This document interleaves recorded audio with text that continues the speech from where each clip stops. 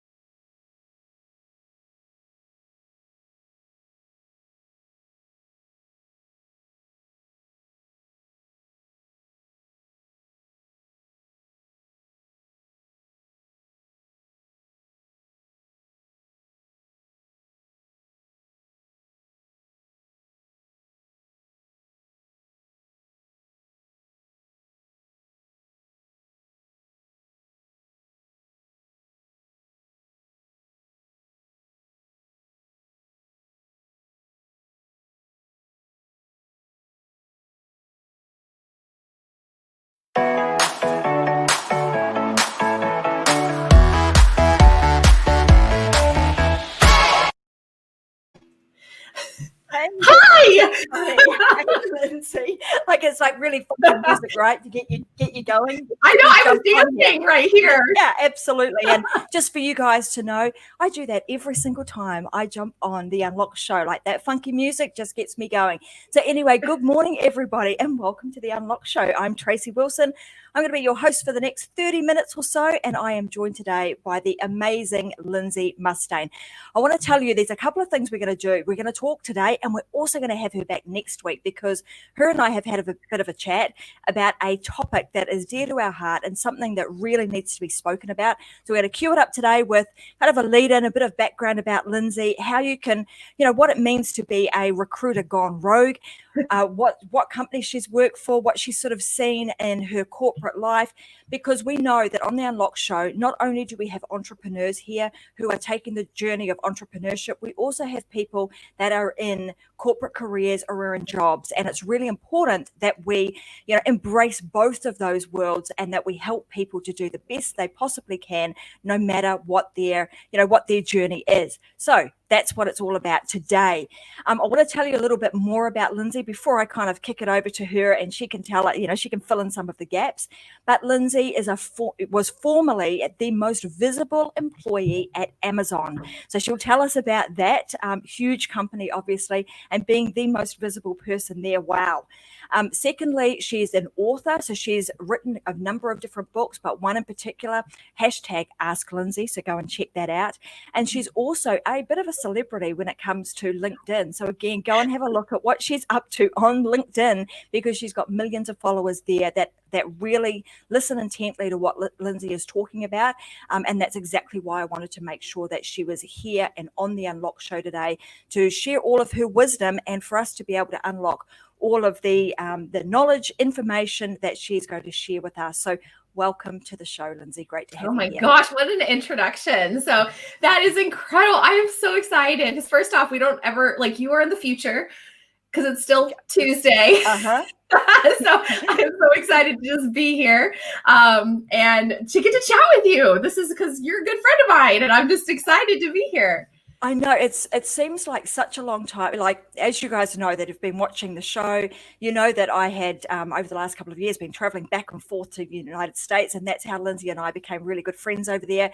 And I really miss them so much. So I'm lucky enough that I can have, a lot of these guys who are really experts in their industries and their fields actually create this forum where I can have them on the show. And I'm also seeing in the panel over there, we've got Wendy Shankel and a number of other people joining us this morning. So welcome, guys. Welcome to the show. Oh, how exciting. I mean, I love Wendy. Shout out to Wendy. Yeah. So, hey, let's talk about the background that you've had. Tell us a little bit about where you've been, because obviously being a recruiter in the corporate world is somewhat different to what you are doing now. And the whole, going rogue, like what happened? So I like this. The going rogue is just because I'm a natural rule breaker.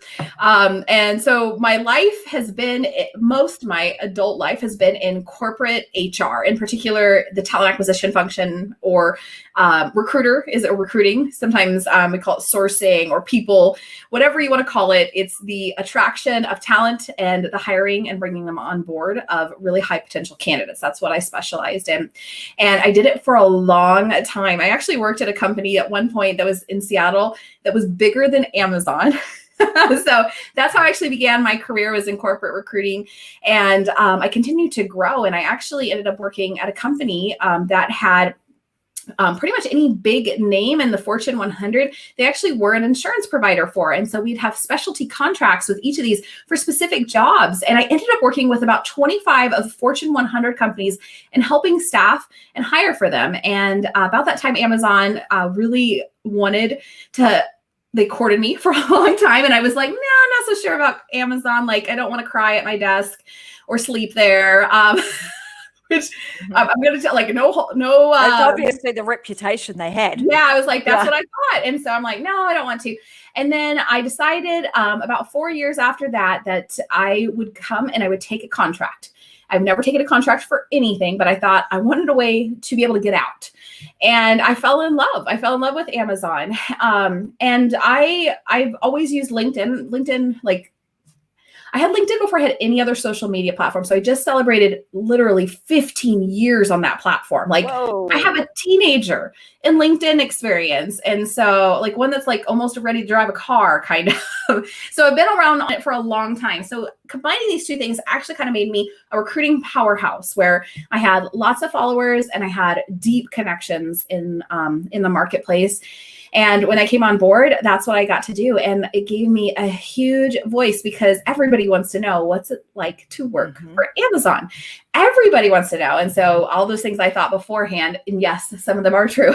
But I decided to answer that question. And it became this whole series of me talking about what it is like to work for Amazon, and how do you stop playing the job search game where candidates are trying to find a job. They go out and apply, they submit a resume, and then they never hear back. And it is, it's absolutely devastating for people that are out there, and especially today when they're job searching, to go and have spent all this effort, probably about 30 minutes, to send out a single application, and then to not hear anything back.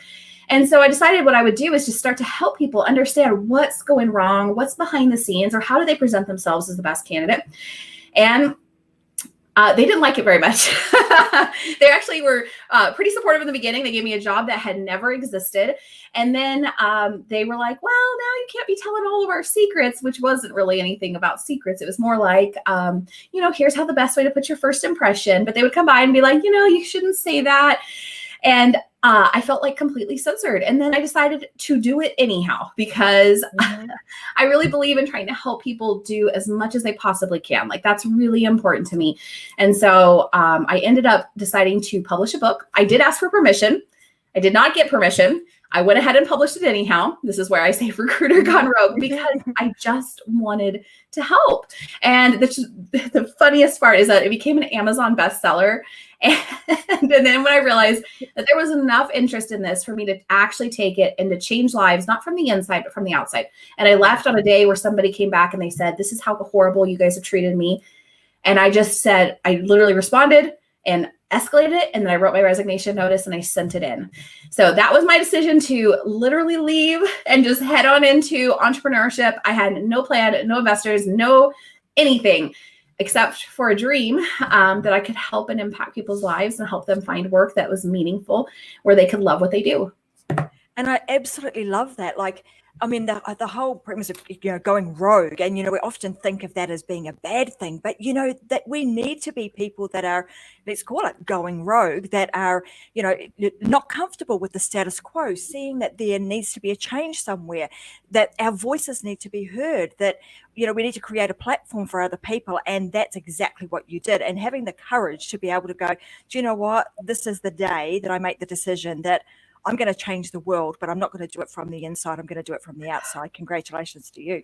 Oh my gosh, let me tell you. So I'll tell you one little funny story.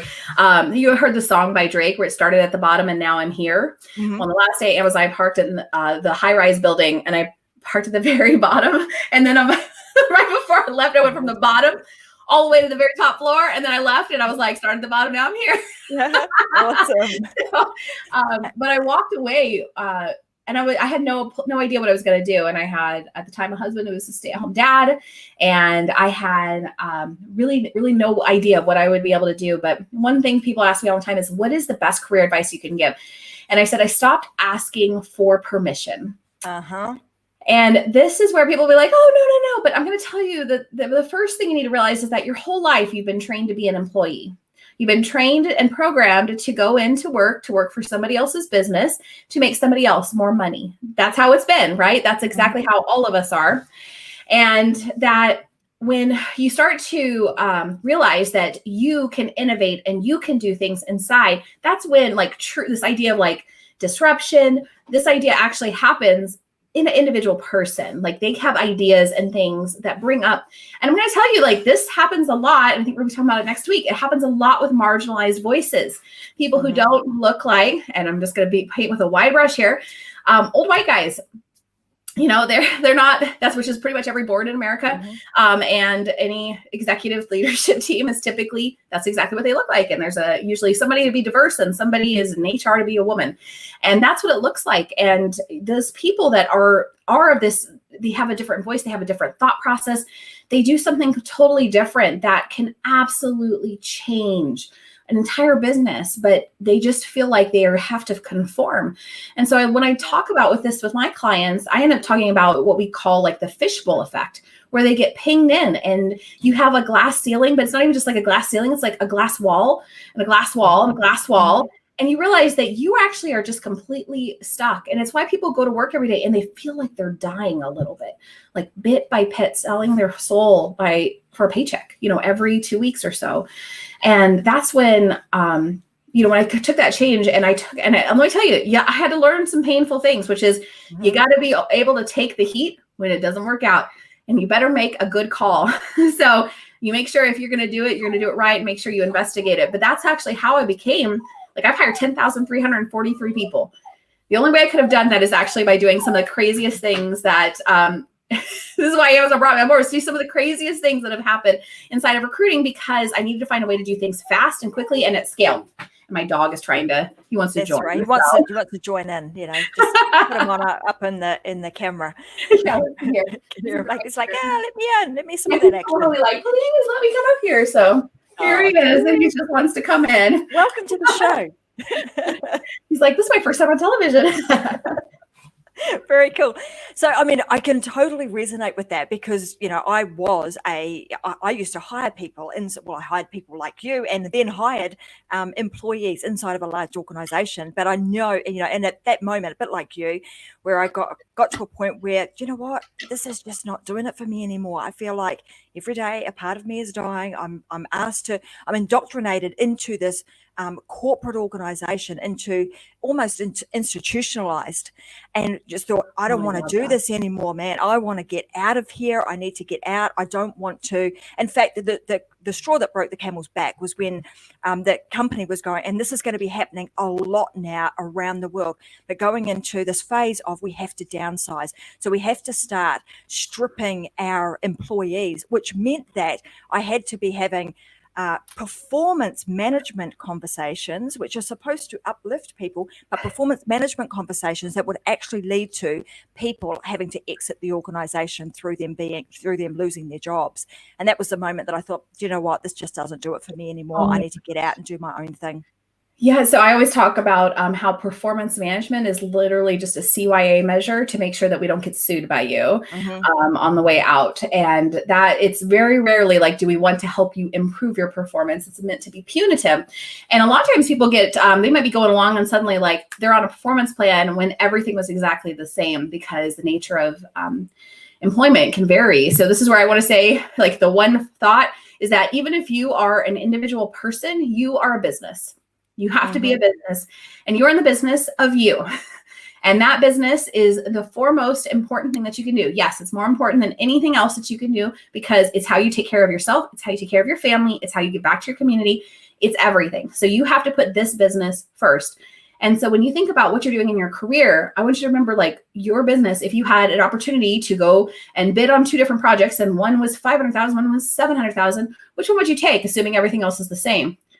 You would take the higher amount. So you have to think of yourself more objectively than like, oh, I'm going to settle for this, or, oh, I'm going to just do this, or I'll just get by, or I've spent so much time in this organization, so I should just be loyal to them. And I want you to know that as soon as it doesn't serve the business that you're in, to employ you, they will walk you out the door. So they're going to preserve themselves. And I need you to think about that same way when you're talking about your career, because you're going to be a business. So you have to operate like a business owner and make decisions that are tactically and strategically of value in order for you to kind of move forward in your career. Which is a really interesting way to look at it, because most, in the employee world, don't look at it like that. No. But we want to, we're in a world now where we have to start positioning ourselves, start, really increasing our level of skill and knowledge, so that should that employment pool shrink so much that we're shrunk out of it, we've outgrown it, and there is nothing there for us anymore, that we actually have the skills, the resources, the knowledge, and the brand of you to create your own thing. Oh my gosh, you literally said exactly what I am teaching people, which is how do we create opportunities when there appears to be none, which is like right now we're experiencing more job offers for jobs that weren't published. And on average, a client right now that's working with me during the pandemic is earning $52,000 in additional salary, not just like a $52,000, like a $52,000. In fact, we've had 3 job offers that have been over $100,000 increases for them. What's different between that person and the average person who's going out and job searching? Here's the difference. They know what they're selling. They know what they're selling and they know how to articulate it. And they have a skill set that they understand is marketable. People have tons of skills. So like whoever's listening to right now, I want you to know that you have something that is uniquely you. You have some gift inside of you, some sort of skills, knowledge, experience combined with who you are as a person that can fundamentally transform a company or a business. Okay, whether it's your own or inside of a business. You have something inside of you. You just need to understand what it is and how it's marketable. And how you really do that, I'm going to give you the answer, is you demonstrate through impact. Meaning you can tell me you're, a transformational leader, or you can tell me I led top line revenue increase of $2 million in fiscal 2020, and we were able to achieve it in a 13% reduction in project time. That would be an example of how you demonstrate what it is you do that's value added, because you're going to do 2 things inside of a company. You're either going to make money or you're going to save money. If you don't do either of those 2 things, you are on the first of the chopping block. So if you can't tell what those 2 things are, then don't bother, because it's not worth it, because nobody is going to want to hire you unless you can make an impact for what they're trying to do, which is survive in today's economy. You have that skill set. So whether or not you know it or not, it takes some time, and maybe working with someone like me, but to get under that and to find what you really need to provide as value. And it's tough. Most people do not think it like this. In fact, most executives say their personal brand is what is the most efficient in their entire skill set. And there's a reason why certain executives get picked up and headhunted by people like me. And there's a reason why others don't. And it just comes down to one thing, and it's your personal brand. Mm-hmm. So let's talk about that, because there is an absolute correlation. Like it is no different in the entrepreneurial world, right? I mean, it is about your personal brand. And I mean, we're going to touch on this a lot more next week, where you talked about marginal voices. And I've been doing a series about how to become the expert in your field, how to step out from the shadows, how to get yourself out of that, that glass box that we create for ourselves, and actually be somebody who is heard, seen, known, trusted, that then becomes the authority and an influencer in your space. So it is no different, even if, and this is the common misconception that I think people have, is that I'm in a job, so therefore that doesn't apply to me. You're preaching. You are, yes, that's exactly it. I feel like people don't understand that you are, that's why I'm like, you are a business owner. You just didn't know it up until this point. And so for a long time, we're going into a world where it's 50% of the jobs are going to be contract or gig based. We're going into a gig based economy. We were going into it, full speed before. We are certainly moving into that now. And we're also entering the world of artificial intelligence, which means that your ability to type 50 words per minute means jack diddly now. So what is it that you do that's of strategic advantage? Because if you say, Hey, I can file reports. Well, so can a machine. I can call people back. Well, so can a machine. So what I'm saying is you have to do something that cannot replace you, which is that you are human. So what is it that you use? Well, machines will always be machines and humans will be humans. And so that's going to be the differentiator factor of how you actually compete like in the next decade. This is not like, this is more a little higher level kind of thought process, but you have to understand that skills, the information age now has rapidly produced. I mean, we're seeing incredible expansion of information and learning opportunities, education, self-education, not just traditional education, which I'm not a big fan of traditional education, much as it says, required education on a job description. I'm a really big fan of this because right now this is how you equip yourself to be prepared for this kind of new economy. And unfortunately, it's going to be learned the hard way by a lot of people. They're going to have to suffer through a lot of different things until they understand how to do this.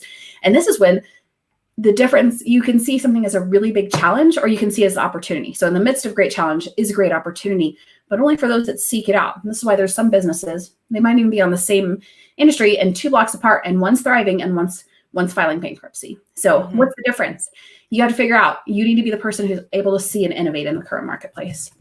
Absolutely. I echo these sentiments too, because it is, you're dead right. I mean, it is all about the way in which we look at things. You can be a half glass empty or a half glass full type person.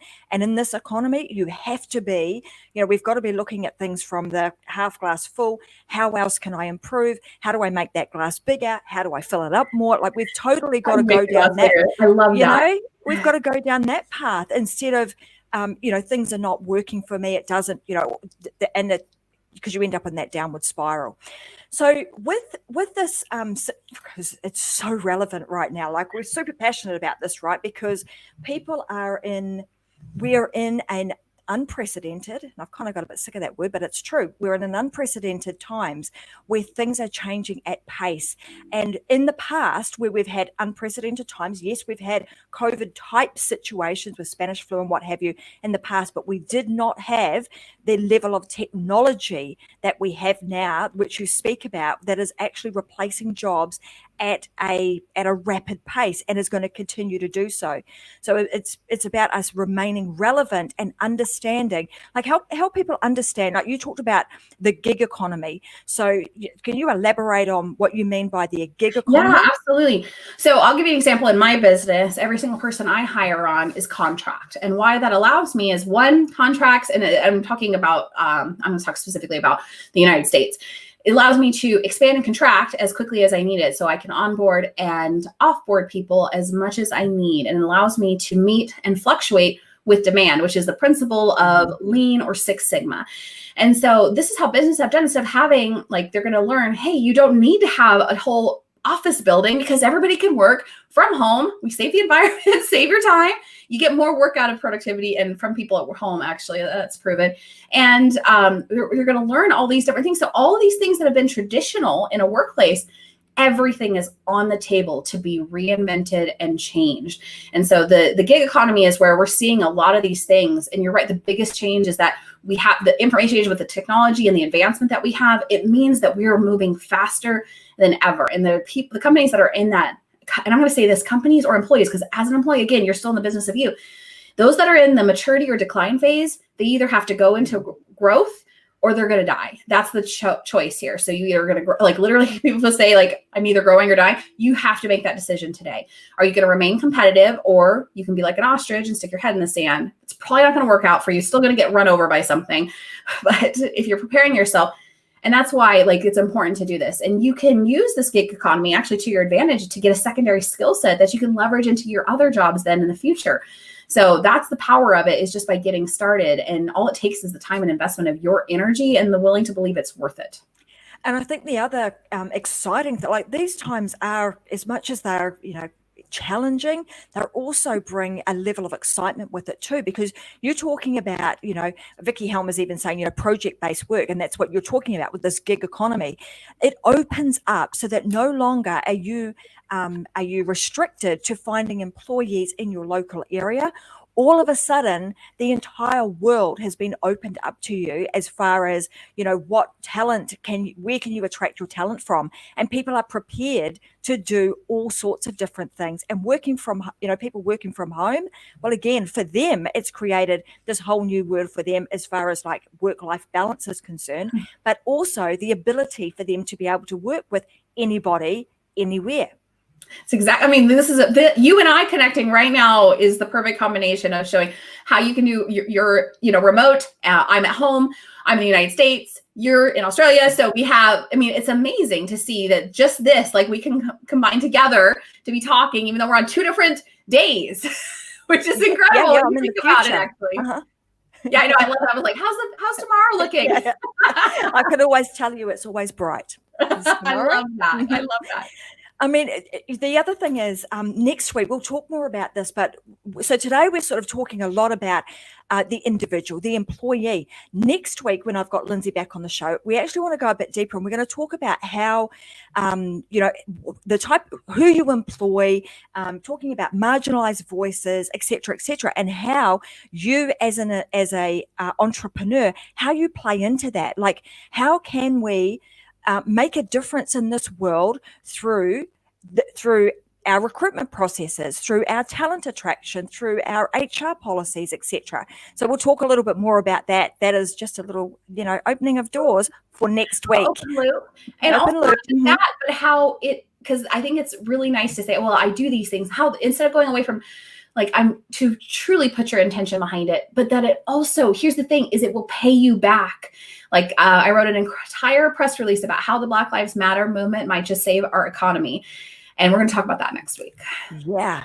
I'm really interested and intrigued to talk about that because we will, like, given that we're in 2 different countries too, I'm really interested because here in Australia and where I'm originally from, which is in New Zealand, that whole movement, we don't see that as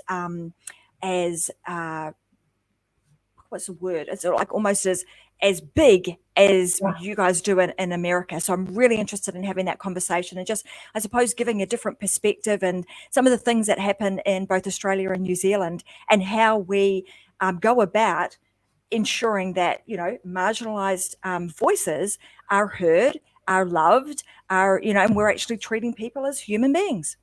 I know it seems simple, and yet it's still something we're still fighting. So I'm super excited to talk to you about it. And I think the power in it is in the ability to see that it's not just good to do, it's good for you. Yes. So let's just come back. I want to ask, I noticed that you had an ebook and it talked about like some of the mistakes or some of the things that you shouldn't do when you're putting yourself out there as an employee and how you can. So I want to give some people some tips on how they can best position themselves to be headhunted or line themselves up to be the next person in line for the promotion and the dream job that they're looking for. And then secondly, part of that question is, how do they know what their dream job is? Oh my gosh. Okay. 2 parts, please. Yeah. So let me, I'm going to go to this part 2 first, if that's okay. So finding the dream job, I'm going to say for the people who are listening and they're like, yes, I have aspired to have my dream job. I didn't just go like, okay, I'm going to take a job and this is where I'm going to go in my 8 hours. I'm going to get my paycheck. And then my real life is going to be on the weekends and after work. Like, this is for the people who want to go to work every day and be motivated and excited. So if you're in that bracket, then you'll hopefully hear me out here, what happens. So one of the things that's in trying to find your dream job, this is a very extensive process. Let me just be very clear. So when you are trying to identify where you want to go next in your career, the first thing is you have to do that first step, which is identify where do you want to go. And I know that sounds absolutely simple, but pretty much, and maybe you can resonate with this, the question like, what do I want to be when I grow up? That plagues every single person. Like, it's probably why every entrepreneur is in business. It's probably why people continue to, they change careers. They just move up in their family and move them someplace. So like they do this because they want to seek out a new change in their life. So you have to decide where you're going. So it doesn't matter if you have the exact job. In fact, I'm going to challenge you to say that probably the job that you're talking about, the one that you truly want, the one that's going to fill your soul, it may not even exist yet.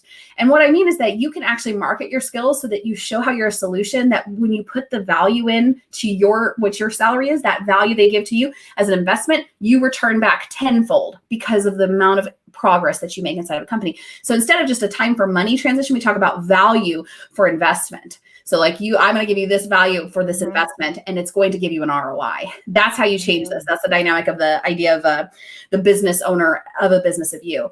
So in finding your dream job, the best way to start, I'm going to start with that one. The best way to start is I want you to go through and I want you to I want you to write down every single thing that you do in your job. Everything you do, and you can use your job description, but it's usually not going to be close enough. Everything you do. And then I want you to cross off everything you hate. Okay. Those things, they are no longer part of the equation. So now I'm going to say email management, you're probably going to need an assistant if that's one thing you're going to have to come. So you have to realize like that with some of these things, there's going to still be an administrative, but you're going to need to choose what you want. So if you don't, for example, I'm really good at compliance, but I hate it. So would I put that on there? No, I'm not going to market something I don't want to do. Okay. So that's the first thing, is eliminate what you don't want. Okay. And then that list of what's left, I want you to focus on what it is you love of those things. What do you love? And there's only going to be like 5 or 6 things. And then I want you to ask yourself this one question, which is, what would I love to learn and use every day? Like, what is the things that I'm wanting to learn that I could use professionally every day? And then that's where you're going to do it. It means you're willing to try it. You may not be good at it, but that's going to be part of it. And that will create a rounded picture of you of what kind of a job would that be with that skill set that you have. Now, it's going to be nebulous because clarity only comes through action and taking action towards what it is you're looking for. So when you look at that, you have to say, okay, this is my dream job. Now I'm going to go back, part 1. How do I make sure that this resume is what it needs to be for this? That's what you have to think of, is how do I become the thing that solves this problem, and how do I market it? And this is where it can get a little bit challenging. So your resume is going to be important, but I'm going to tell you the most important thing is going to be your LinkedIn profile, because LinkedIn, where they make all their money is when they charge me to have a seat, which is called a recruiter seat on LinkedIn, so I can go and find you. So I reverse engineered that entire process in order to show people how they can become the candidate of choice by using the same systems that we would use to go find you and how you can be found. And so you need to understand a couple of things, which is one, white space is really important on a resume. Less is more, meaning don't overwhelm with content. 2 pages is enough. Make sure you're demonstrating your impact and not telling them. And you want to be really clear about results-based. Results-based meaning when somebody talks about like, I filed a report, filing a report is tactical. Remember, a machine can do that. So we don't want to do that. So tell me about how you created a report that created maybe you're the person who created the machine learning technology behind it, or created an automation that happened. So it can automatically deliver and create an immediate proposal of whatever it is that needs to be changed based on how the report went out. Either way, that's how you can turn something that's tactical into a strategic advantage. So that instead of, because guess what, humans, most fallible part of our business, machines are way more reliable. They don't ever need a break. And so the best thing you can do is automate as much as you possibly can and get out of the way for them. And then let us work on the strategic and the higher level thinking at this point. Fantastic. So if somebody wanted to work with you or wanted, some more help with this, Lindsay, because that would be the most appropriate question now, because I think many people are going to be going, well, I want my dream job, and I'm just not 100% sure how I put all of that together and how I kind of distill this down to exactly what I want to do. How can they get in contact with you and work with you? Yeah, so the best way to go, and you can get my book, my best-selling ebook on Amazon, totally free. You just go to lindsaymustain.com. Beautiful. Well, we'll make sure that we put that into the comments in the show notes, so that if you want a copy of that, go on over to lindsaymustain.com and get yourself a copy so that you can follow the instructions that Lindsay gives you. And not to mention, I mean, you touched on this, LinkedIn, like, I'm going to have to say that, since I've been out of the corporate world, my LinkedIn profile is just getting a little bit of a spruce up now. But, clearly, if you're in the market for looking for a job or accelerating your career, you've got to get on LinkedIn and get yourself sorted out in there. And, of course, absolutely. Lindsay would be able to help you with that.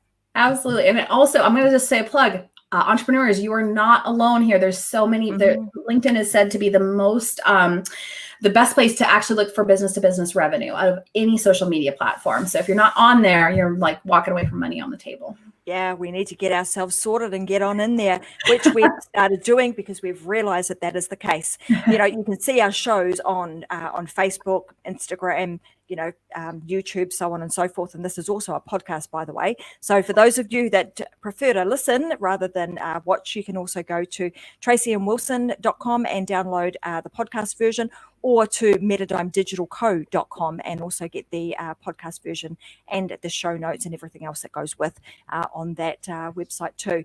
But look, Lindsay, I want to, before we wrap up, I just want to make sure that I give you an opportunity to kind of cover off anything else that you wanted to talk about in today's show, because next week we've kind of got a pretty cool lineup of conversation to have next week and some cool topics that we're going to talk about. But is there anything that you want to kind of cover off today so that it makes next week make a lot more sense? Yeah, I would say that we're going to transition into really like how as a business or any kind of employee that has any hiring decisions or influence inside of a company, how that can change. But the one thing I want to plant the seed for now is that you either are going to be in front of the change or behind the change, and you get to choose which way you are. Now, we are in the midst of great change. It doesn't mean you're always going to bat 1,000. You're never going to show up every time and get it right. But you need to do something to stay current because we're changing so rapidly. So I don't want you to think that because I haven't started or because I feel like I'm behind or because I don't have 15 years of LinkedIn experience that I shouldn't worry about it. It's going to sweep past you so fast that you won't be able to catch up. So I'm giving you the chance now to start thinking about what is it I want for my future, because you get to choose. You get to deliberately choose where you want to go. You just have to make the decision to do it, and don't let it just pass you by, because guess what? 2 years are going to go by. You're still going to be 2 years older. Whether or not you have the right preparation and tools to compete in the economy, that's your decision today. Absolutely. Well, there you go, guys. Well said, Lindsay. And it is absolutely in alignment with living your life unlocked. Like, do the things that you want to do now.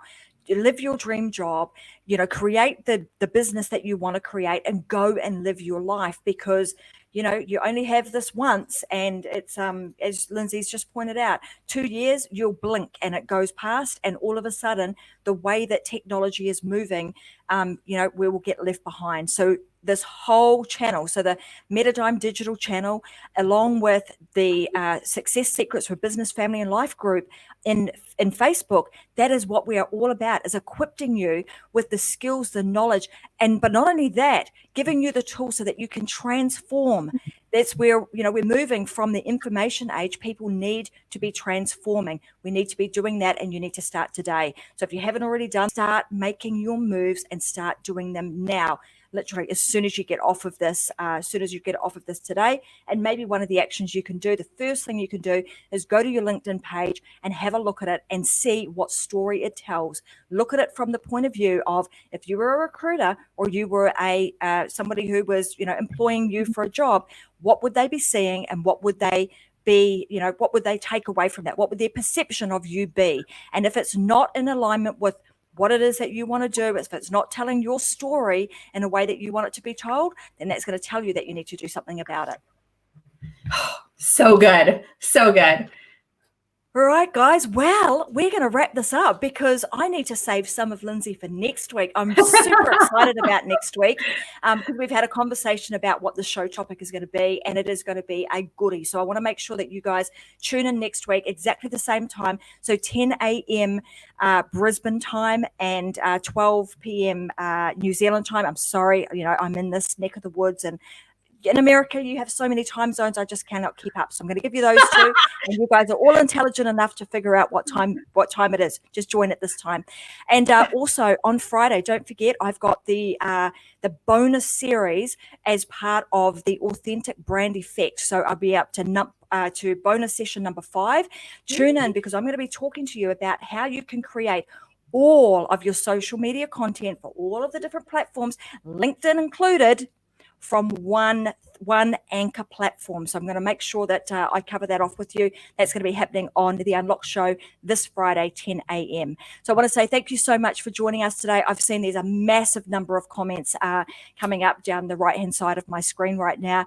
I know I haven't got to all of you guys, but I'm looking at them, and I'll make sure that Lindsay gets to them and she answers any questions that you have. So thanks for joining us today, and I look forward to seeing you guys back on another episode of Unlocked with myself, Tracy Wilson, next week, and we'll be back with Lindsay Mustain next Wednesday. Thank you for See you guys. having me. Thanks, Lindsay. Bye.